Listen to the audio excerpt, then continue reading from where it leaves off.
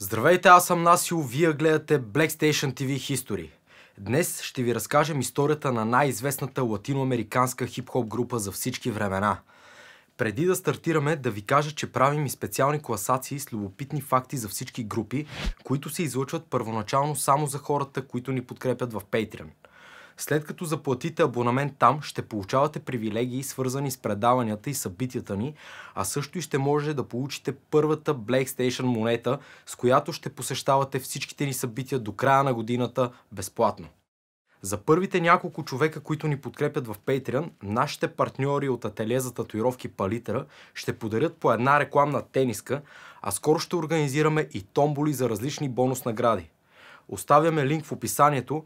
Ако пък нямате възможност да станете наши патрони, просто се абонирайте за канала. Благодарим и приятно гледане! Cypress Hill са американска хип-хоп група от Саутгейт, Калифорния. Те са първата латиноамериканска хип-хоп група, продала мултиплатинени и платинени албуми, които надхвърлят 20 милиона копия по целия свят. Групата е възхвалявана от критиците за първите си 5 албума. Всичките членове подкрепят медицинската и развлекателна употреба на канабис в Съединените щати. Сенен Райс, известен като Сен Дог, и Опиано Райс, известен също като Mellow Man Ace, са братя, родени в Пинар Дел Рио, Куба. През 1971 семейството им емигрира в САЩ и първоначално живее в Саундгейт, Калифорния.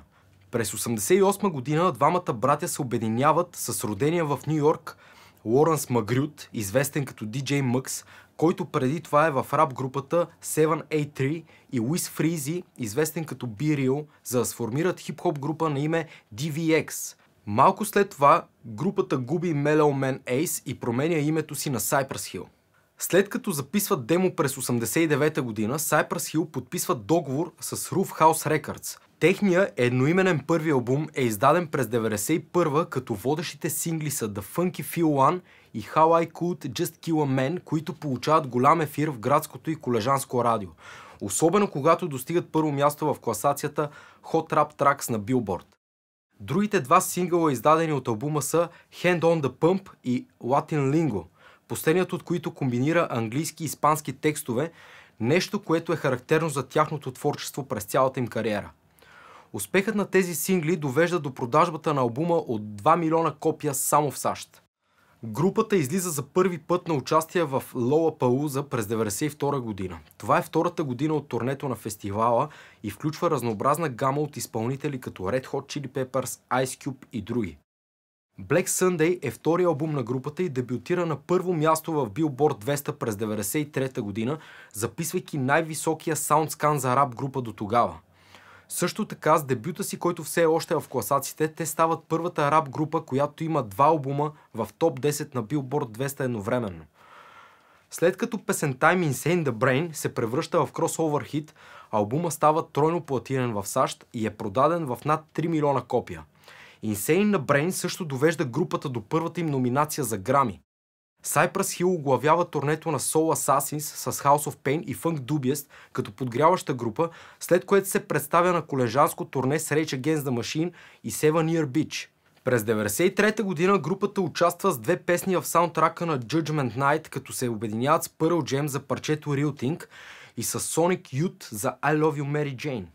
Саундтракът се отличава с умишлено създаване на колаборации между рап и рок-метал жанровете и в резултат на това достига 17-то място в Billboard 200. По-късно групата представя новия си член Ерик Бобо, син на Уили Бобо и бивш перкусионист на Beastie Boys, за които също имаме епизод, който може да гледате ето тук. Същата година Rolling Stone определя Cypress Hill за най-добра рап група в техните музикални награди, гласувани от критици и читатели. След това излизат на сцената на Лолапалуза в продължение на 2 последователни години, оглавявайки афиша през 1995 година. Cypress Hill получават втората си номинация за Грами през същата година за I Ain't Going Out Like That. Третия албум Temples of Boom е издаден през 1995, когато достига 3-то място в Billboard 200 и същата позиция в Canadian Albums Chart.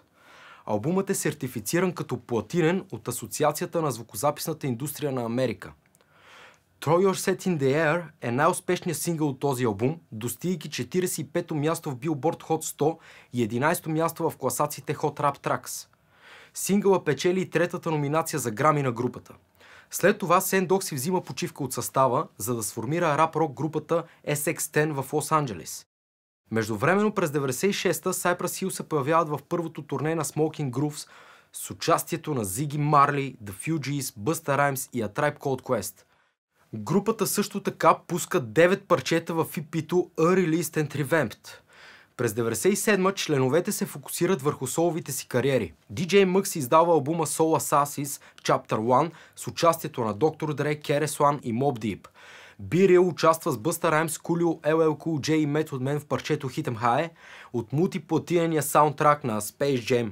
Той също така се появява и с RBX, Nas и KRS-One в парчето East Coast Killa, West Coast Killa, включено в албума на Dr. Dre Presents The Aftermath. B-Real по същото време става член на групата The Psycho Realm и издават първия си албум. Sendok също издава Get Wood Sampler като част от SX10 на лейбъла Flip Records. Освен това, Ерик Бобо участва като барабанист в албумите на различни рок групи, една от които е Soulfly. Cypress Hill издават четвъртия си албум през 98-ма, който става златен в САЩ. Водещия сингъл е Dr. Green Thumb, тъй като достига 11-то място в класациите на Hot Rap Tracks и номер 70 в Billboard Hot 100. През 99-та година Cypress Hill помагат за първата компютърна игра с стрелба в перспектива от първо лице – Kingpin Life of Crime, като 3 от песните на групата от този албум участват в играта, а членовете озвучават някои от героите.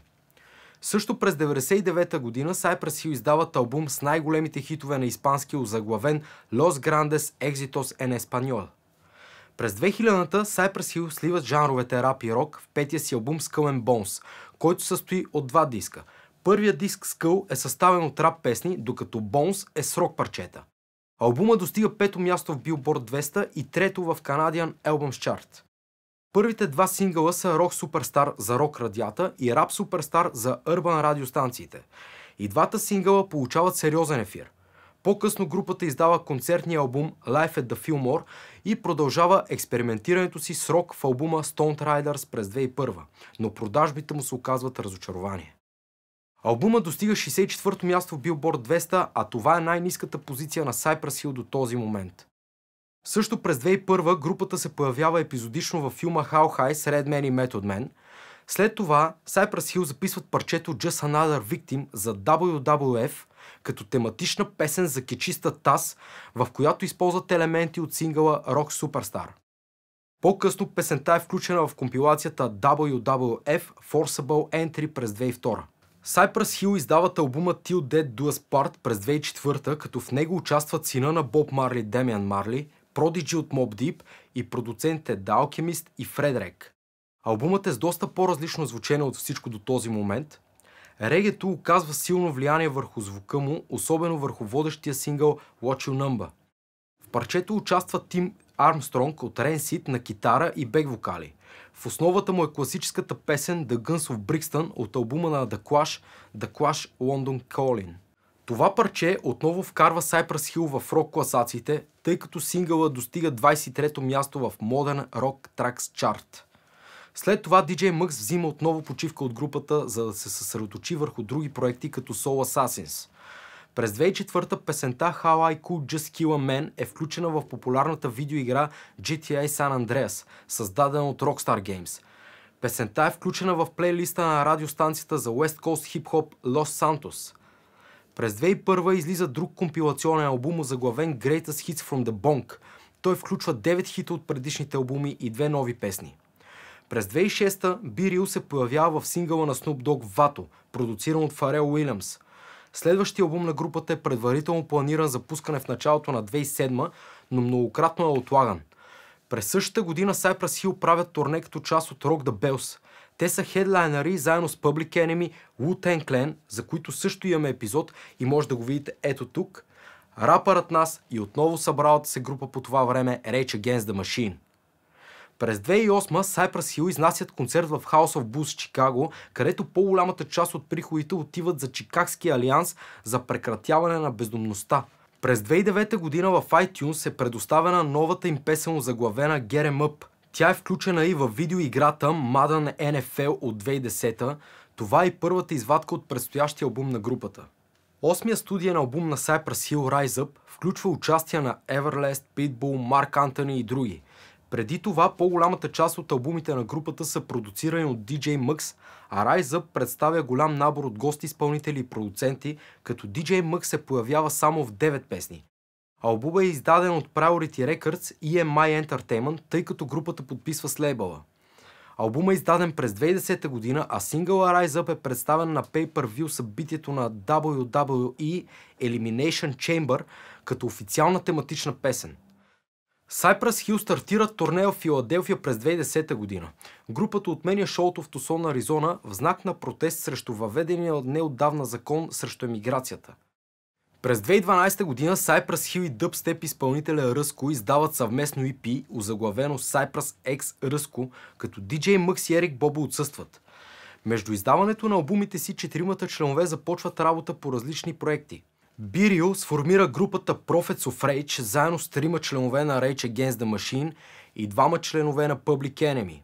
Sendog формира групата Powerflow заедно с членовете на Fear Factory, Downset и Biohazard. DJ Muggs възражда своя проект Soul Assassins, като негов основен продуцент. Ерик Бобо сформира дует на име Latin Baiting и допринася за неиздавания албум на баща му Уили Бобо. През 2018 Cypress Hill издават последния си за момента албум, озаглавен Elephants on Acid, в който DJ Muggs се завръща като основен композитор и продуцент, а албума достига до номер 120 в Billboard 200. Това беше от нас за сега. Ако искате да видите и топ 10 факти, които може би не знаете за Cypress Hill, абонирайте се в Patreon и освен, че ще ни подкрепите, ще имате достъп до всички класации, ще може да гледате видеята по-рано от всички останали и да гласувате за тематика на предстоящи епизоди. Ако нямате възможност да се абонирате там, ударете бутона Subscribe в нашия канал. До скоро!